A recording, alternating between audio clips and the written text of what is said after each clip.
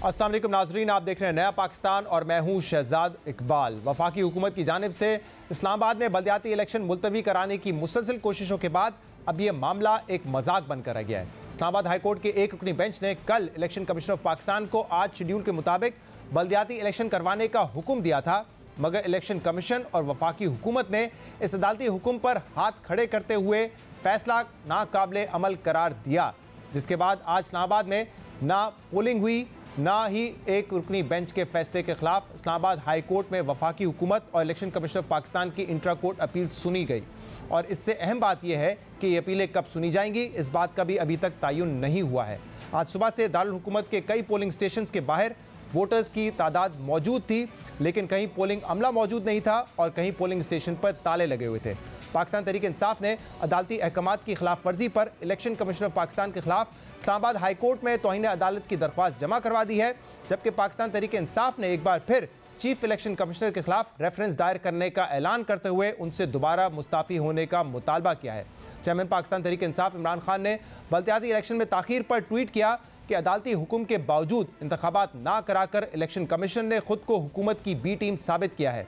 PDM अवाम से खौफजदा है और इंतखाबात से भाग रही है। इस पूरे मामले पर हम बात करेंगे, जिसके लिए हमें ज्वाइन किया है PMLN के सीनियर रहनुमा तारिक फजल चौधरी ने। तारिक साहब, बहुत बहुत शुक्रिया वक्त देने के लिए। कल इस्लामाबाद हाई कोर्ट ने कहा था कि इलेक्शन कमीशन ऑफ पाकिस्तान को आज ही इस्लामाबाद में बलदियाती इंतखाबात करवाने हैं। क्या इलेक्शन कमीशन ऑफ पाकिस्तान और हुकूमत पर यह लाजिम नहीं था कि आज ही इंतखाबात करवाते? देखें, यकीनन हाई कोर्ट के फैसले के बाद बिल्कुल ये इलेक्शन कमीशन ऑफ पाकिस्तान पर भी लाजिम था कि वो बलदियाती इंतखाबात बलदियाती इंतखाबात आज के दिन इस्लामाबाद में कराते हैं, और ये वफाकी हुकूमत पे भी लाजिम था कि वो जिस तरह की भी सपोर्ट और असिस्टेंस इलेक्शन कमीशन को चाहिए थी वो फराहम करती। ये आइन में दर्ज है।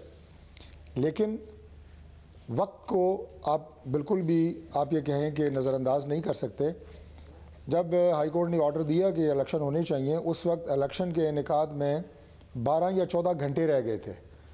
तो अब ये बिल्कुल एक कॉमन सेंस की बात है कि 12-14 घंटों के अंदर 1000 पोलिंग स्टेशंस पे जो इस्लामाबाद में कायम किए गए, उसमें तकरीबन 20 से 25 हज़ार लोगों की जो तादाद है, जो सिक्योरिटी भी है, जो इलेक्शन का स्टाफ है, उनकी अपॉइंटमेंट भी थी, उनकी ट्रांसपोर्टेशन भी थी, इलेक्शन के सामान की तरसील थी, सिक्योरिटी के अरेंजमेंट्स थे। तो ये 12-14 घंटों में किसी सूरत में भी ये अमल जो है मुकम्मल नहीं हो सकता था। इसलिए ये यानी इंतज़ामी तौर पे पॉसिबल नहीं था, वरना इलेक्शन जो अदालत का ऑर्डर है वो सर आंखों पे है। आपकी पार्टी का, हुकूमत का क्या मौक़िफ़ है इंट्रा कोर्ट अपील में? क्योंकि 27 तारीख को इलेक्शन कमीशन ने ये आखिरी फैसला किया कि 31 तारीख के जो इलेक्शन होने थे अब वो मुलतवी होंगे, यानी कि 27 दिसंबर तक जो भी कार्रवाई थी, जो प्रोसेस था इलेक्शन का, वो इलेक्शन कमीशन ऑफ पाकिस्तान ने कर लिया होगा। तो अब आप यही दरख्वास्त करेंगे कि अगले 3-4 दिन में इलेक्शन करवा दें, जब ये जो आप कह रहे हैं कि पेपर्स पहुंचने थे, बैलेट पेपर्स, और लोगों को स्टाफ ने पहुंचना था, सिक्योरिटी के इंतजाम करने थे, 4-5 दिन में आपके ख्याल में इलेक्शन हो जाने चाहिए? फिर शहजाद साहब, तो बड़ी वाज़ेह सूरत हाल है, इसमें किसी तरह की कोई कॉम्प्लिकेशन नहीं है। इस्लामाबाद में बलदियाती इंतखाब जो आप ये कहें कि माजी में होते रहे हैं, उसमें 1979 में इलेक्शन हुआ है इस्लामाबाद में लोकल बॉडीज़। उसके बाद पहली दफ़ा हमारे दौरे हुकूमत में 2015 में मियां नवाज शरीफ साहब प्राइम मिनिस्टर थे, लोकल बॉडीज़ इलेक्शन हमने करवाए थे, और वो एक्ट था 2015 का पार्लियामेंट का, उसके तहत हुए थे। अब जो सूरत हाल है, इसमें एक तो उस एक्ट में अमेंडमेंट हो चुकी है, 2 तरमीम पार्लियामेंट कर चुकी है। एक तरमीम ये की गई है कि 125 यूनियन काउंसिल्स होंगी, और दूसरी तरमीम ये की गई है कि मेयर और डिप्टी मेयर का जो इलेक्शन है वो डायरेक्ट वोट के ज़रिए होगा, पूरे कैपिटल में वो वोट डलेगा मेयर और डिप्टी मेयर के लिए। हुकूमत का मौक़िफ़ ये है कि 4-5 दिन में अब इलेक्शन नहीं होंगे, 125 यूनियन काउंसिल की हल्का बंदियां हो जाएंगी, उसके बाद 4-5 माह बाद इलेक्शन होंगे। ये मौक़िफ़ है आपका? जी बिल्कुल, क्योंकि ये मेरा मौक़िफ़ नहीं है, बल्कि ये ग्राउंड रियलिटीज़ हैं। क्योंकि पार्लियामेंट में मैंने बताया एक्ट भी अमेंड हो गया है और नोटिफिकेशन भी जारी हो गया है, यूनियन काउंसिल की तादाद बढ़ चुकी है। लेकिन तारिक साहब, इसमें मसला ये है, इसमें तौर पे इलेक्शन कमीशन पाबंद है नए हल्काबंदियों का। हाँ, इसमें मसला ये, जो इलेक्शन कमीशन पहले भी कह चुका था कि आप लोगों ने ये जो कानून पास किया है उससे इलेक्शन नहीं रोके जा सकते, क्योंकि 20 अक्टूबर को शेड्यूल जारी कर दिया गया था कि इलेक्शन 31 दिसंबर को होने हैं। 2 महीने में कोई हलचल नहीं थी। 10 दिन पहले अगर आप कानून चेंज करेंगे तो यही तासुर उभरेगा कि आप इलेक्शन से भागने की कोशिश कर रहे हैं। और इसलिए आज इमरान खान ने यह कहा है कि आज ये साबित हो गया कि इलेक्शन कमीशन ऑफ पाकिस्तान जो है वो इंपोर्टेड हुकूमत की बी टीम है और आप मैदान छोड़ के भाग गए हैं। अगर आप 10 दिन पहले ये कानून में तब्दीली करेंगे तो इलेक्शन मुलतवी करना ही आपका हदफ नजर आ रहा था, तो ये फिर आपको बातें सुनने को मिलेंगी और ये परसेप्शन होगा। देखिए, इमरान खान साहब इससे पहले कौन सी आजकल कुछ संजीदा बात कर रहे हैं। उनकी तो पूरी सियासत ही झूठ पे और फरेब पे मबनी है। वो गैर हकीकी गुफ्तगू भी करते हैं और आपको पता है कि मुतज़ाद बयानात, यू टर्न लेना, ये उनकी सियासत का खासा है। आज वो कुछ और कहते हैं, कल वो कुछ और कहते हैं। मैं इस बल्दियाती इलेक्शन के हवाले से एक बात वाज़ेह करना चाहता हूँ। देखें, जब ये 2015 में जब इलेक्शन हुआ तो उसके बाद उस जो मेट्रोपॉलिटन कॉरपोरेशन थी इस्लामाबाद की, उसकी मुद्दत जनवरी 2021 में ख़त्म हो गई थी। पाकिस्तान तहरीक इंसाफ की हुकूमत थी। क्यों नहीं इलेक्शन कराया इमरान खान साहब ने? 2021 का पूरा साल और अप्रैल 2022 तक 4 महीने और 14 महीने गुजर गए। उसमें अगर बल्दियात का इतना ही इमरान खान साहब को शौक है पीटीआई को, तो ज़रूर करवाते, लेकिन उसमें बिल्कुल उन्होंने नहीं करवाया। ये वैलिड पॉइंट है तारिक साहब, और इसकी दो वजूहत हो सकती हैं। शेड्यूल जारी किया, ये दो वजूहत हो सकती हैं। आपका बड़ा वैलिड सवाल है। एक ये कि शायद वो निचले सतह तक रिसोर्सेज को मुंतकिल नहीं करना चाहते, खुद रखना चाहते हैं सारे इख्तियारात और वसाइल, या दूसरा ये कि वो इस वक्त बाई इलेक्शन हार रहे थे इसलिए वो डरे हुए थे। अब क्या यही दोनों वजह हैं आपके सामने भी, या आप वसाइल नीचे तक मुंतकिल नहीं करना चाहते, या आप डरे हुए हैं कि इस वक्त बाई इलेक्शन तरीके इंसाफ जीत रही है तो हम मैदान छोड़ के भाग जाते हैं?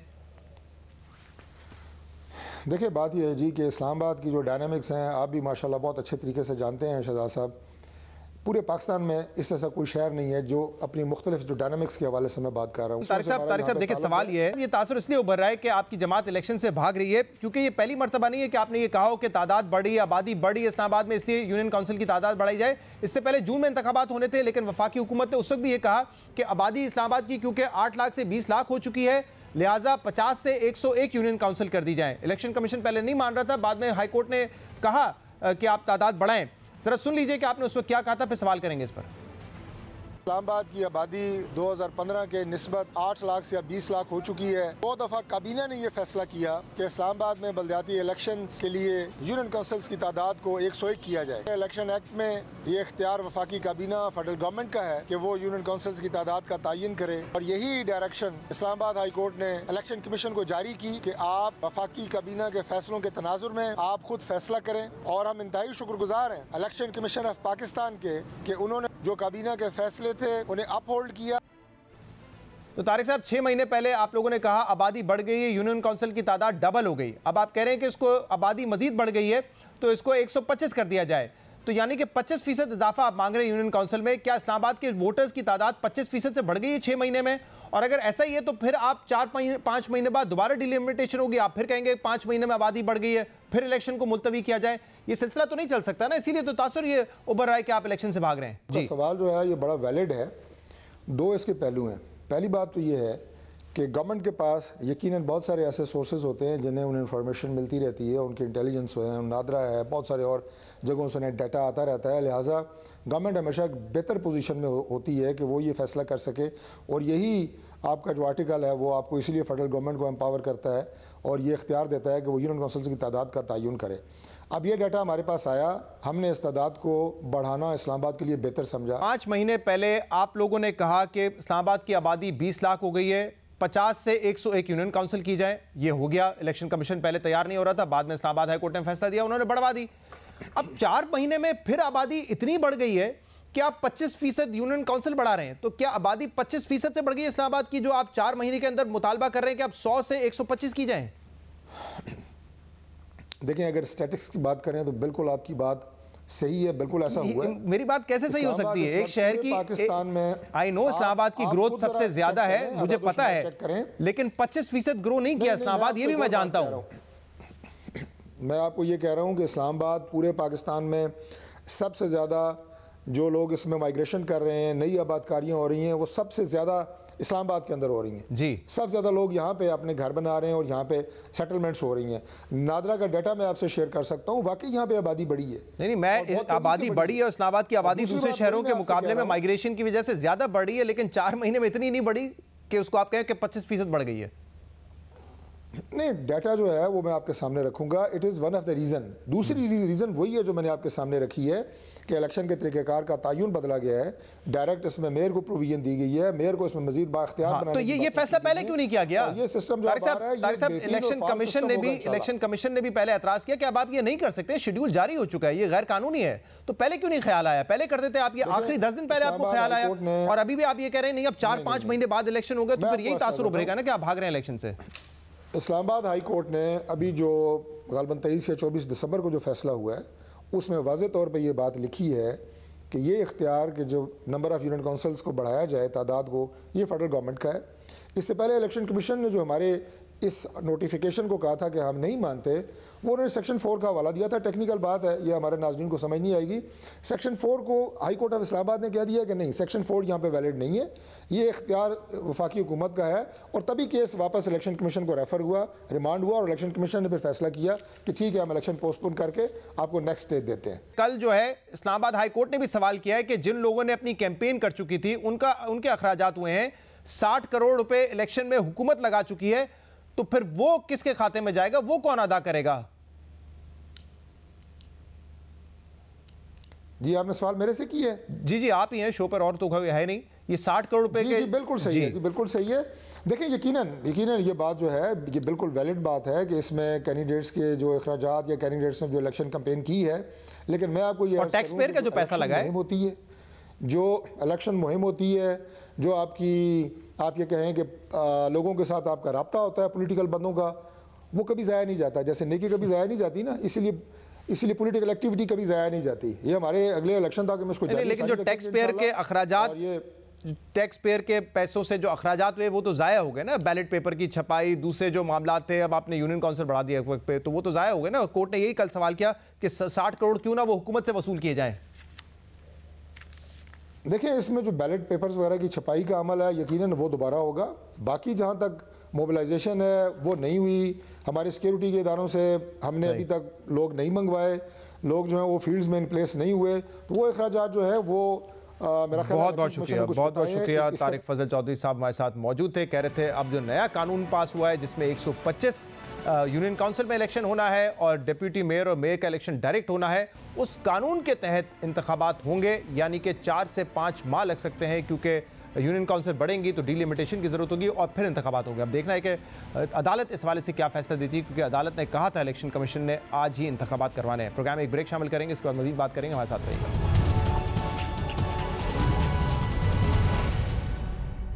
Welcome back. पाकिस्तान इस वक्त संगीन तरीन माशी मसाइल से गुजर रहा है। इस बिगड़ती माशी सूरत हाल की वजह से पाकिस्तान की बका और सलामती दाव पर लगी है, और यह कहना शायद गलत नहीं होगा कि मुल्क को आज जिस माशी बेयकीनी का सामना है, इससे पहले शायद ही कभी हुआ हो।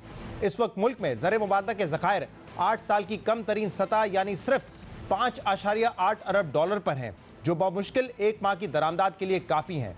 IMF की सख्त शराइत और मुआहदे पर अमल दरामद ना होने की वजह से प्रोग्राम तातुल का शिकार है, और आज वफाकी हुकूमत ने पेट्रोलियम लेवी में इजाफे करने के बजाय लेवी में कमी करके प्रोग्राम के मुस्तकबिल पर मजीद सवालात खड़े कर दिए हैं, क्योंकि IMF पहले ही इस खदशे का इजहार कर चुका है कि हुकूमत 855 अरब रुपए का लेवी का हदफ हासिल करने में नाकाम रहेगी, और इसमें 300 अरब रुपए की कमी का खदशा है, और हदफ हासिल करने के लिए लेवी में इजाफा जरूरी है, जिसके बायस ये इम्कान था कि हुकूमत आज पेट्रोल के बाद डीजल पर भी लेवी 50 रुपए तक बढ़ा देगी। मगर लेवी बढ़ाने के बरक्स वफाकी वजीर खजाना इसाक डार ने लाइट डीजल और मिट्टी के तेल पर लेवी कम करने का ऐलान कर दिया है। ओगरा की कैलकुलेशन के मुताबिक मिट्टी के तेल में करीबन 8 रुपये 76 पैसे की इंक्रीज रिकमेंडेड है, और इसी तरह जो लाइट डीजल ऑयल की जो वर्किंग है उनकी एक्चुअल 7 रुपये 73 पैसे की इंक्रीज करने की तजवीज़ है। ये फैसला किया गया है कि हुकूमत ये जो इंक्रीज़ है वो जो अपनी जो लेवी है इन 2 प्रोडक्ट्स के ऊपर उसको अब्जॉर्ब करे, जो भी कलेक्ट की जाती है उसको उसमें से उसको यानी कम कर दिया जाए। वो 227 रुपये 80 पैसे डीजल और 214 रुपये 80 पैसे पेट्रोल की कीमत फैसला किया गया है कि वो भी बरकरार रहेंगी।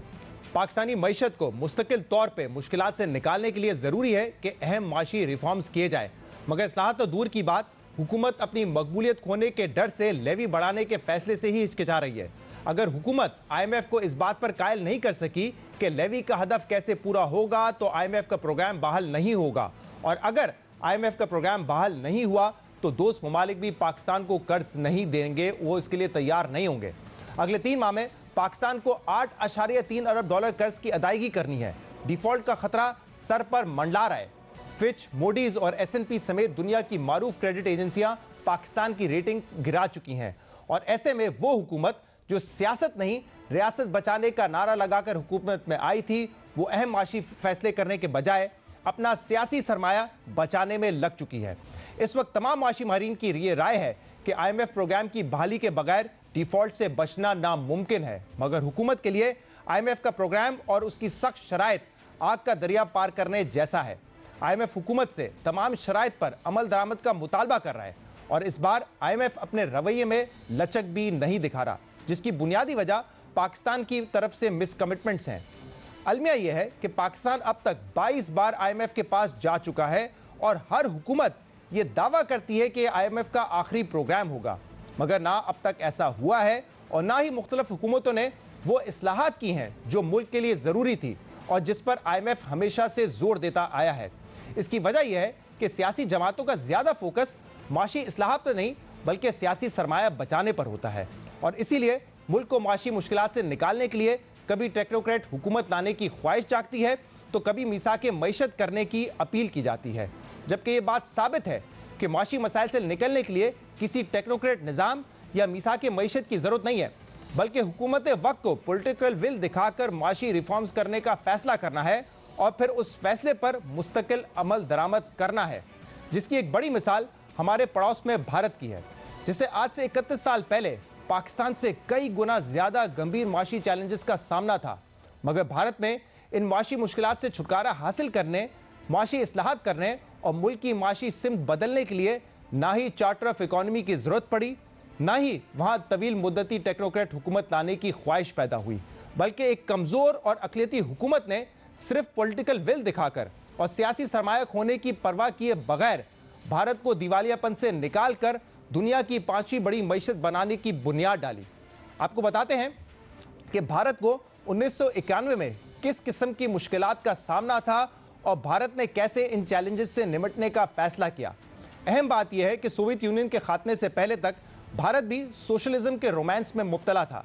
कारोबारी मामलात पर सरकारी कंट्रोल इस हद तक ज़्यादा था कि भारत को लाइसेंस परमिट राज करा दिया जाता था। बैनुल-अक़वामी सरमायाकारों पर भारतीय मईशत के दरवाजे मुकम्मल बंद थे। माशी लिबरलाइजेशन और प्राइवेटाइजेशन को मुल्क की सलामती के लिए खतरा समझा जाता था। मुल्क में कौन सी फैक्ट्री कब लगनी है, किस फैक्ट्री की कितनी पैदावार होनी है और किसे फैक्ट्री लगाने की इजाज़त होगी, ये सारे फैसले सरकार करती थी और भारत को ये कंट्रोल्ड इकोनॉमिक पॉलिसी और आखिर में इराक कुवैत जंग दिवालिया के करीब लेकर आ गया था। कोई मुल्क भारत को कर्ज देने के लिए तैयार नहीं था। अक्टूबर 1990 में मूडीज और S&P भारत की शॉर्ट और लॉन्ग टर्म क्रेडिट रेटिंग गिरा चुके थे। मुल्क में सिर्फ 1 हफ्ते का तेल खरीदने के सकत बाकी थी और सिर्फ 1 अरब डॉलर के ज़र मुबादला के ज़खायर ने भारतीय हुकूमत को खुफिया तौर पर रियासती सोना बेचने पर मजबूर कर दिया था। ऐसे में उस वक्त के भारतीय वज़ीर आज़म नरसिम्हा राव और वज़ीर ख़जाना मनमोहन सिंह ने 1991 के वस्त में स्टैंड लिया और ऐसे माशी फैसले किए जो उस वक्त भारतीय सियासत में नामुमकिन समझे जाते थे। जून 1991 में नरसिम्हा राव की हुकूमत आए हुए सिर्फ 2-3 हफ्ते ही हुए थे कि हुकूमत ने भारतीय रुपए की कदर 20 से 25% कम करने का मुश्किल और गैर मकबूल तरीन फैसला किया। मनमोहन सिंह के वज़ीर ख़जाना बनने से पहले तमाम इंपोर्ट्स पर सख्त हुकूमती कंट्रोल था, मगर नई हुकूमत ने फौरी तौर पर इंपोर्ट्स पर तकरीबन 355% तक का टैरिफ ख़त्म किया और सिर्फ 71 अशिया पर कंट्रोल को छोड़कर तमाम अशिया की इंपोर्ट्स की इजाज़त दी गई। और अहम बात यह है कि ऐसा नहीं है कि उस वक्त भारत में सियासी सूरत-ए-हाल कोई मिसाली थी या नरसिम्हा राव की हुकूमत को ऑपोजिशन से कोई खतरा नहीं था, बल्कि वहाँ उस वक्त सियासत का पाकिस्तान की मौजूदा सियासी सूरत-ए-हाल से ज़्यादा बुरा हाल था। दिसंबर 1989 से जून 1991 के कलील अरसे में 3 वज़राए आज़म आ चुके थे, जबकि एक साबिक वज़ीर आज़म राजीव गांधी को इलेक्शन मुहिम में कत्ल किया जा चुका था और कांग्रेस की नई आने वाली अक़लियती हुकूमत को इत्तेहादियों का सहारा था, जबकि ऑपोजिशन ऐवान में तहरीक अदम एतमाद लाने का दबाव डाल रही थी। लेकिन इसके बावजूद वज़ीर आज़म नरसिम्हा राव की हुकूमत ने सियासी सरमाया बचाने के बजाय वो फैसले लिए जिसकी मुखालफत खुद कांग्रेस के कई सीनियर रहनुमा कर रहे थे। यहाँ तक कि उस वक्त भारतीय हुकूमत को तकरीबन 70 टन सोना bank of Switzerland, bank of England और बैंक ऑफ जापान में गिरवी रखने का फैसला किया, जिसके बदले भारतीय हुकूमत को तकरीबन 80 करोड़ डॉलर्स हासिल हुए, मगर यह पूरा प्लान काबीना से खुफिया रखा गया। सोना गिरवी रखने के बाद भारतीय सरकार को ब्रीदिंग स्पेस मिली, मगर मसाइल उससे कई बढ़कर थे।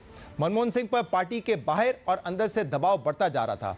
वो 2 बार नरसिम्हा राव को अपना इस्तीफा भी दे चुके थे, मगर नरसिम्हा राव मनमोहन सिंह की पॉलिसियों और सोच के पीछे चट्टान की तरह खड़े रहे और कहा, आप अपना काम जारी रखें, सियासी दबाव मैं खुद बर्दाश्त कर लूंगा। नरसिम्हा राव अपना सियासी सरमाया खोते रहे, लेकिन साथ साथ गैर मकबूल फैसले भी करते रहे। यहां तक कि ऑपोजिशन ने जुलाई 1991 में नरसिम्हा राव के खिलाफ तहरीक अदम एतमाद पेश कर दी, मगर बाएं बाजू की 2 जमातों के वॉकआउट की वजह से उनकी हुकूमत बाल बाल बच गई और उन्होंने सियासी दबाव और मुखालफत के बावजूद अपना इनकलाबी रिफॉर्म एजेंडा जारी रखा। अहम बात यह है, आज हम पाकिस्तान में अहम माशी रिफॉर्म्स करने से कतराते हैं। कुछ इदारों की निजकारी करने से पहले भी बार बार सोचते हैं कि इसका क्या रिएक्शन आएगा और कितना सियासी नुकसान होगा, लेकिन भारत ने 1991 में कमजोर इत्तेहादी हुकूमत होने के बावजूद अपनी माशी पॉलिसी में 180 डिग्री का टर्न लिया, मुल्क को सोशलिस्ट इकोनॉमी से लिबरल इकोनॉमी बनाने का इनकलाबी फैसला किया। मनमोहन सिंह ने 24 जुलाई 1991 को एक ऐसा बजट पेश किया जिसे आज भी नए भारत की बुनियाद करार दिया जाता है। 1991 के बजट में वजीर खजाना मनमोहन सिंह ने भारत में लिबरलाइजेशन, प्राइवेटाइजेशन और ग्लोबलाइजेशन की बुनियाद डाली। लाइसेंस परमिट राज का खात्मा किया गया, चीनी खाद और एक्सपोर्ट्स पर दी जाने वाली सब्सिडी और मराद को खत्म किया गया, सरकारी इदारों की निजकारी की इजाजत मिली, कंपटीशन बढ़ा, जो इदारे मार्केट प्राइस कंट्रोल करते थे उनकी जगह रेगुलेटर्स ने ले ली और गैर मुल्की सरमायाकारों को भारतीय इदारों में 91% तक की मलकियत हासिल करने की इजाजत मिली। इस बजट के बाद भारतीय मईशत के दरवाजे दुनिया के लिए खुले, बाहर से पैसा आया, पैसों से पैसा बनना शुरू हुआ, स्टॉक एक्सचेंज में कारोबार बढ़ा और सारे खदशात के बरक्स इस रिफॉर्म्स के नतीजे में भारत की गैर मुल्की कंपनियों का गुलाम बनने के बजाय भारत की अपनी कई कंपनियां मल्टीनेशनल कंपनियां बन गई और आज भारत दुनिया की 5वीं बड़ी मईशत है, जबकि 1990 में पाकिस्तान से पीछे रहने वाला भारत आज जीडीपी पर कैपिटा की रेस में भी पाकिस्तान से बहुत आगे निकल चुका है। अहम बात यह है कि 1991 में भारत ने आईएमएफ से आखिरी बार मुआहदा किया था और इसके बाद दोबारा कभी वो आईएमएफ से कर्जा लेने के लिए नहीं गए, क्योंकि भारत ने वो तमाम इस्लाहात की जो उनके लिए जरूरी थी और जिस पर आईएमएफ इसरार कर रहा था। मगर हम आज भी 22 प्रोग्राम्स के बाद भी आईएमएफ प्रोग्राम में फंसे हुए हैं। हम आज तक मुनसिफाना टैक्स रिफॉर्म्स नहीं कर सके हैं। हम आज तक ये फैसला नहीं कर सके हैं कि हुकूमत कारोबार से दूर रहेगी, यानी इदारों की निजकारी की जाएगी या नहीं की जाएगी। ना ये फैसला किया जा सका है कि जनरल सब्सिडीज नहीं दी जाएंगी, यानी महंगी गैस और बिजली खरीद कर सस्ती नहीं बेची जा सकती। और अलमिया यह है कि इन तमाम पॉलिसीज पर सियासी जमातों का इत्तेफाक है कि ये इस्लाहात होनी चाहिए, लेकिन जब वही सियासी जमातें हुकूमत में आती हैं तो मकबूल फैसले करके सियासी सरमाया और वोट बैंक बचाने की कोशिश में लग जाती हैं। प्रोग्राम में शामिल करते हैं एक ब्रेक और उसके बाद मजीद बात करेंगे। हमारे साथ रहिएगा।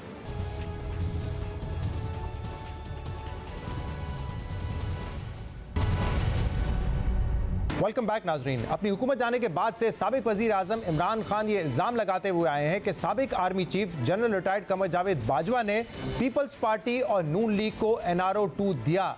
लेकिन अब ये तफसीलात सामने आ रही हैं कि साबिक आर्मी चीफ जनरल रिटायर्ड कमर बाजवा ने इमरान खान को बनी गाला केस में NRO दिया था। और सबसे पहले इस बात का दावा किया PMLN के सीनियर रहनुमा मलिक अहमद खान ने, जिन्होंने एक टीवी प्रोग्राम में ये कहा कि जनरल बाजवा ने एक ही NRO दिया और वो NRO जस्टिस साकिब निसार के कोर्ट से बनी गाला केस में इमरान खान को दिया गया। उसके बाद अंसार अब्बासी साहब की खबर 28 दिसंबर की खबर में जनरल कमर जावेद बाजवा के करीबी ज़राए के हवाले से ये बताया गया कि जनरल बाजवा ने इस केस में कभी भी उस वक्त के चीफ जस्टिस साकिब निसार से रब्ता नहीं किया, लेकिन जनरल बाजवा के करीबी ज़राए के मुताबिक उस वक्त के खुफिया इदारे के सरबरा ने इमरान खान को नाअहली से बचाने के लिए अपना किरदार अदा किया। अंसार अब्बासी की स्टोरी के बाद सीनियर सहाफ़ी जावेद चौधरी ने एक कॉलम लिखा और इस केस का हवाला देते हुए उन्होंने कहा कि जहांगीर तरीन ने इमरान खान की मुलाकात साबिक army chief general Qamar Javed Bajwa से करवाई थी। इमरान खान को नजर आ रहा था कि इस केस में वो नाअहल हो जाएंगे, इसलिए उस वक्त जनरल बाजवा ने उस वक्त के डीजीसी मेजर जनरल फैज़ हमीद को इमरान खान की मदद की हिदायत दी और जनरल फैज़ हमीद ने पहले साकिब निसार से एक वकील के जरिए रब्ता किया। उसके बाद उस वक्त के डीजीसी मेजर जनरल फैज़ हमीद ने खुद उस वक्त के चीफ जस्टिस साकिब निसार से मुलाकात भी की और फिर दो वकला ने इमरान खान और जहांगीर तरीन केस का फैसला लिखकर चीफ जस्टिस को दिया और 15 दिसंबर 2017 को इमरान खान को सादिक और अमीन डिक्लेयर किया गया।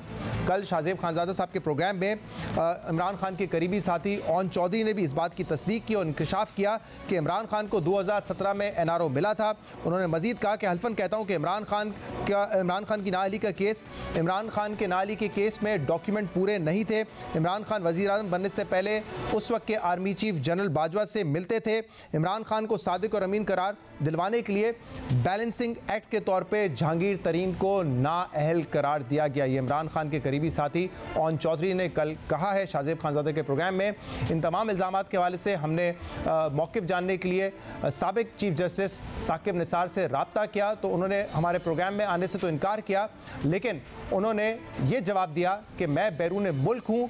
ये कहानी एक बीमार जहनीत की इख्तरा है जिनके अपने मज़मूम मकासद हैं। ये वही लोग हैं जो मेरे प्यारे वतन को शकूक के अंधेरे में रखना चाहते हैं और इदारों को कमज़ोर करना चाहते हैं। सिविल और मिलिट्री हलकों में किसी की जुर्रत नहीं थी कि मुझसे खुफिया या एलानिया ऐसी मुलाकात करे। उन्होंने कहा यही मेरा जवाब है आपके लिए और मैं जहां हूं वहां पे व्हाट्सएप कॉल काम नहीं करता। मेरा ये मौक़िफ़ आप अपने प्रोग्राम में नशर करें। मैं इससे ज़्यादा इस पर बात नहीं करना चाहता। ऐसे लोग हमारे मुल्क के लिए कारी ज़र्ब हैं। साबिक चीफ जस्टिस के इस जवाब के बाद हमने उन्हें 4 सवाल भेजे कि वो अगर आना नहीं चाहते तो कम से कम इन सवालात पर अपना मौक़िफ़ दे दें। वो 4 सवाल ये थे। बनीगाला केस में इमरान खान को आपने सादिक और अमीन डिक्लेयर किया था, क्या ये फैसला किसी के दबाव में किया गया था? दूसरा सवाल, क्या आपकी कभी जनरल फैज़ हमीद से इस केस के दौरान उनसे मुलाकात हुई और मुलाकात का ये मकसद था कि आप बनीगाला केस में इमरान खान को रिलीफ दें? तीसरा सवाल, क्या ये बात दुरुस्त है कि आप इमरान खान को बनीगाला केस में और जहांगीर खान तरीन को असासे छुपाने के केस में बैक वक्त सादिक और अमीन करार नहीं देना चाहते थे? चौथा सवाल, क्या ये बात दुरुस्त है कि बनीगाला केस का फैसला आपको 2 वकला से लिखवा कर दिया गया था? इन सवालात के जवाब में जस्टिस साकिब निसार ने लिखा कि मैं अल्लाह के फजल से हक पर रहा। किसी की भी जुर्रत नहीं रही कि इमरान खान समेत किसी के लिए भी कोई रियायत हासिल करने के लिए मुझसे रब्ता करे, चाहे वो कोई आला तरीन फौजी अफसर ही क्यों ना हो। इमरान खान अपने या जहांगीर खान तरीन के किसी मामले में मुझसे रब्ता करने की सोच भी नहीं सकते थे। मैं चीफ जस्टिस था और बेंच का सरबराह भी था। माशाल्लाह मेरे दोनों साथी जज जस्टिस फैसल अरब और जस्टिस उमर अता बंदियाल ऐसे किरदार के हामिल हैं कि जिस पर सवाल नहीं उठाया जा सकता। बीमार ज़हनियत के हामिल अफराद जिनके अपने ख़ास मकासद हैं, इनकी जानिब से ऐसे हवाला जात देना जाहिर करता है कि उनकी सोच कितनी अहमकाना है। मेरे ख्याल में मुझ में और मेरे साथी जजेस में फ़ैसला तहरीर करने की सलाहियत मौजूद है। कौन सा वकील हमारे जैसा फ़ैसला तहरीर कर सकता है? एक गलत सोच की जानिब से ये बेहुदा इल्ज़ामात हैं। तो जो इल्ज़ाम लग रहा है साबिक चीफ जस्टिस साकिब निसार पे कि उन्होंने 2 वकला के ज़रिए वो फ़ैसला तहरीर किया जिसमें इमरान खान को रियायत मिली, उनको सादिक और अमीन डिक्लेयर किया गया और इस वक्त साकिब निसार ने यह कहा था कि मैं बैक वक्त दोनों को सादिक और अमीन नहीं डिक्लेयर कर सकता, इसलिए बैलेंसिंग एक्ट हुआ। इस पर साबिक चीफ जस्टिस साकिब निसार का मौक़िफ़ हमने आपके सामने रखा, वो इसको डिनाई कर रहे हैं। लेकिन आज इसी हवाले से सलीम साफ़ी साहब ने भी अपने कॉलम में जिक्र किया। वो कह रहे हैं कि मैंने जहांगीर खान तरीन को पहले ही बता दिया था कि एक ऐसा फैसला आने वाला है जिसमें आप नाअहल होंगे लेकिन इमरान खान को अहल कर दिया जाएगा और ये एक बैलेंसिंग एक्ट होगा। इस वक्त हमारे साथ मौजूद है सीनियर सहाफ़ी और तजज़ियाकार सलीम साफ़ी साहब।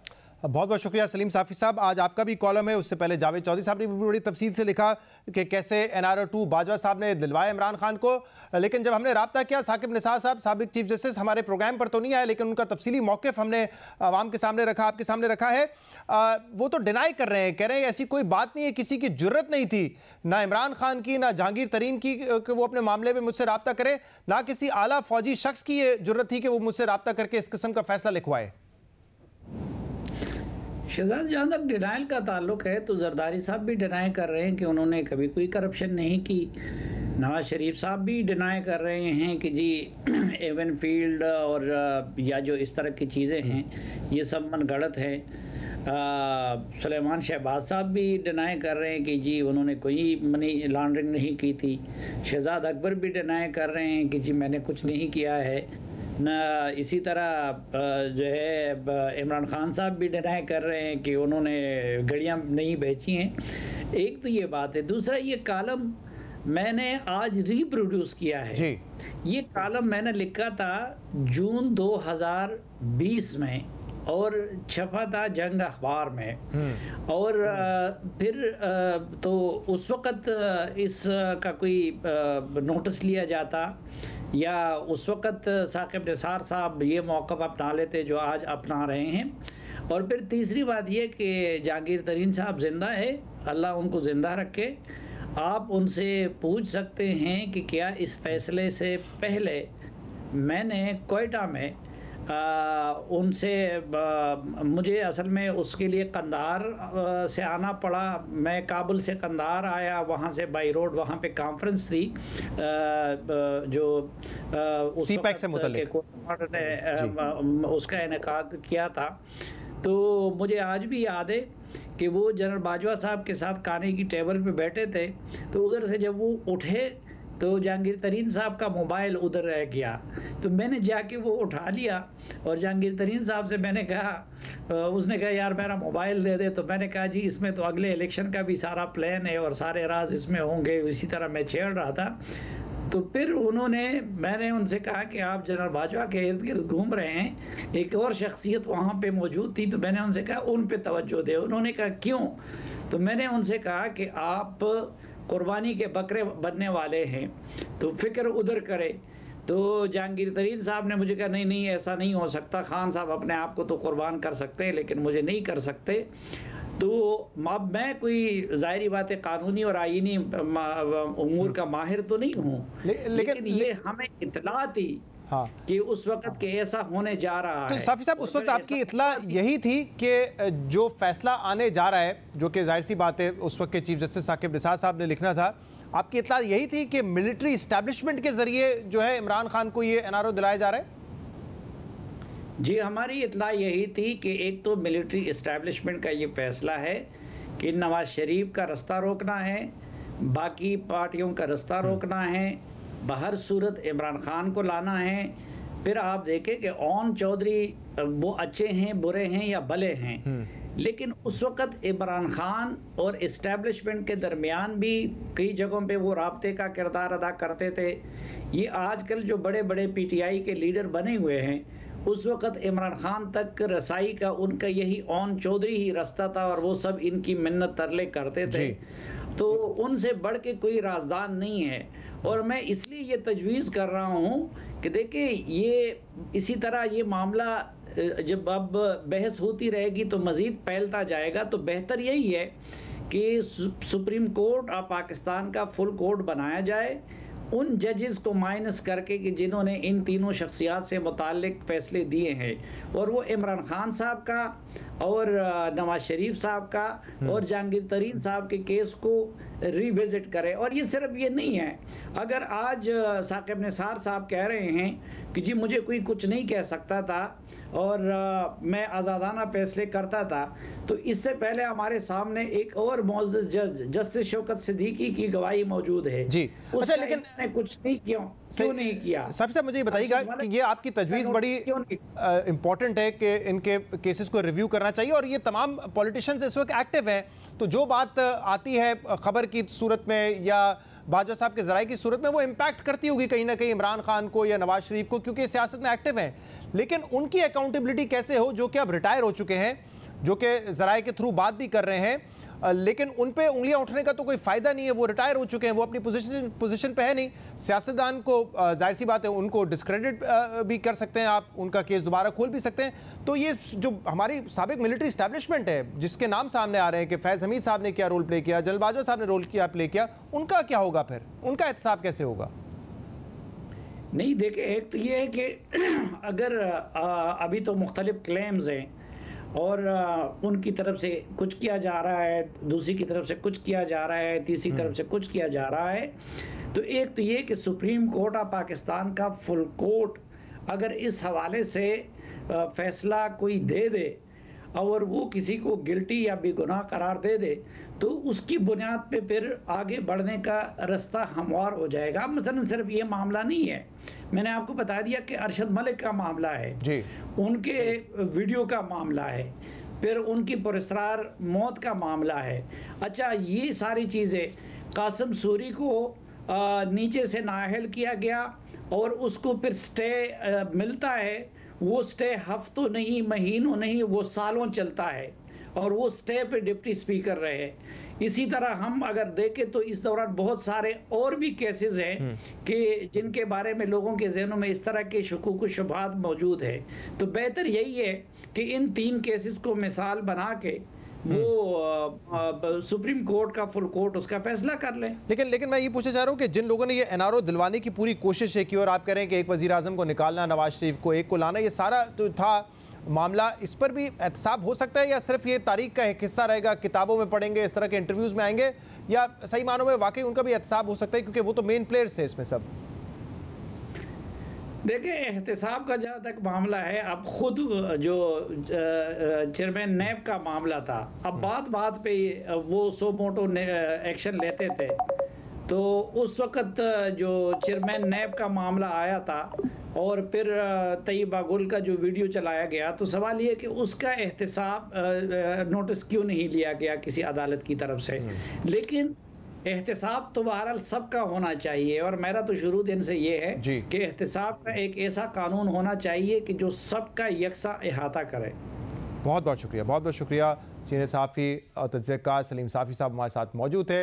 नाज़रीन, आज के प्रोग्राम में इतना ही। शो से इजाज़त दीजिए। अल्लाह हाफ़िज़।